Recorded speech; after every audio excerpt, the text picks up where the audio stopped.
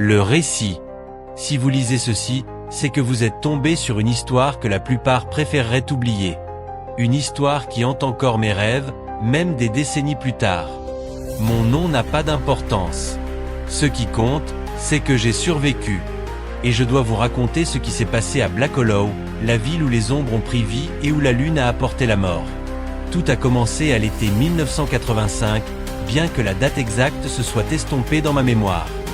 Black Hollow était un endroit paisible, le genre de petite ville où tout le monde se connaît et où il ne se passe jamais rien. Mais cela a changé quand on a trouvé le premier corps.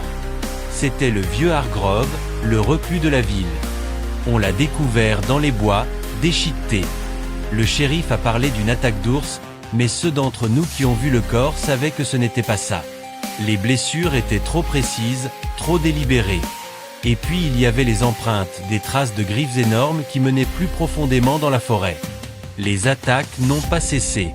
Toutes les quelques nuits, une nouvelle victime était retrouvée, son corps mutilé au-delà de toute reconnaissance. La peur s'est emparée de la ville. Les gens ont cessé de sortir après la tombée de la nuit. Les portes étaient verrouillées, les fenêtres barricadées. Mais cela n'avait pas d'importance. La créature trouvait toujours un moyen d'entrer. Je n'étais qu'un gamin à l'époque, mais je me souviens de la terreur comme si c'était hier. Ma sœur aînée, Claire, et moi restions éveillés la nuit, écoutant les hurlements qui résonnaient à travers les arbres. Ils ne ressemblaient à aucun animal que nous avions jamais entendu. Ils étaient gutturaux, presque humains, mais déformés par une faim qui glaçait le sang. Une nuit, la créature est venue pour nous. C'était une nuit de pleine lune, sa lumière argentée projetant une lueur étrange sur la ville.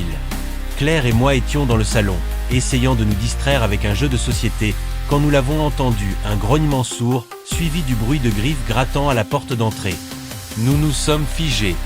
La porte a tremblé quand la créature s'est jetée contre elle, le bois se fissurant sous son poids. Claire a attrapé ma main et m'a tiré vers la cuisine, où il y avait une porte de derrière. Mais avant que nous puissions l'atteindre, la porte d'entrée a cédé, et la créature est entrée. Je n'oublierai jamais son apparence. Elle était massive, sa fourrure emmêlée de sang, ses yeux brillants comme des braises. Son museau était tordu en un grognement, révélant des rangées de dents acérées comme des rasoirs.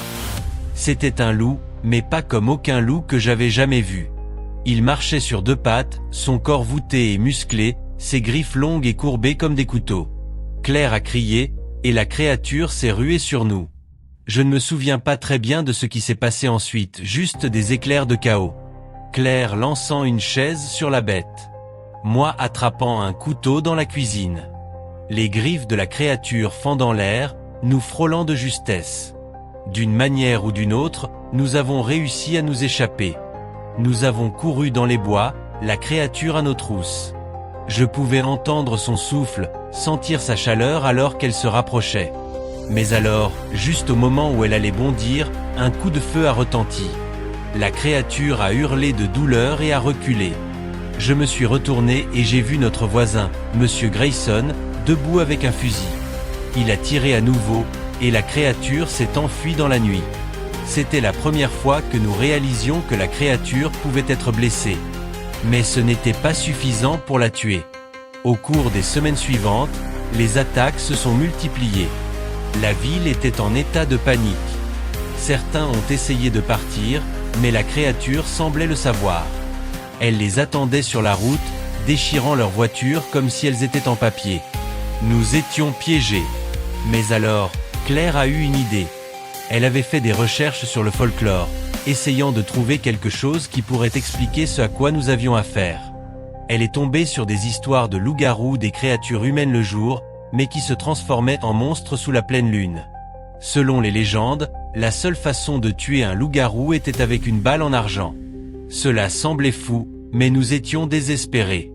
Monsieur Grayson avait quelques pièces d'argent, et nous les avons fondues pour faire des balles. Nous ne savions pas si cela marcherait, mais nous devions essayer. La nuit de la pleine lune suivante, nous avons tendu un piège.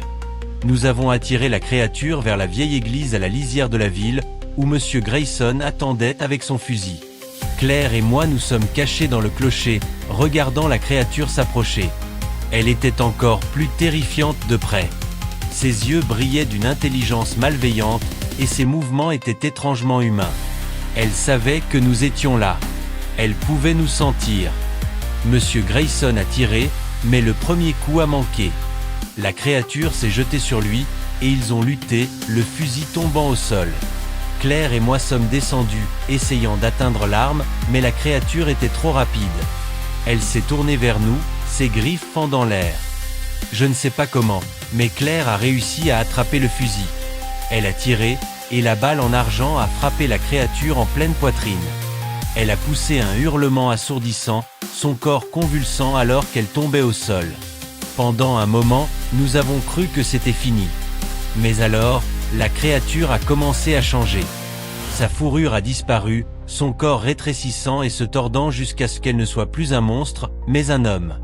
C'était quelqu'un que nous connaissions. Quelqu'un en qui nous avions confiance. Je ne dirai pas son nom. Même maintenant, c'est trop douloureux d'y penser. Mais le voir là, brisé et saignant, était presque pire que d'affronter la créature. Il nous a regardés avec des larmes aux yeux, puis il est parti. Les attaques ont cessé après cela. La ville a essayé de continuer à vivre, mais les cicatrices sont restées. Claire et moi n'avons jamais reparlé de ce qui s'était passé, pas même entre nous. C'était trop. Mais maintenant, toutes ces années plus tard, je sens que je dois raconter cette histoire.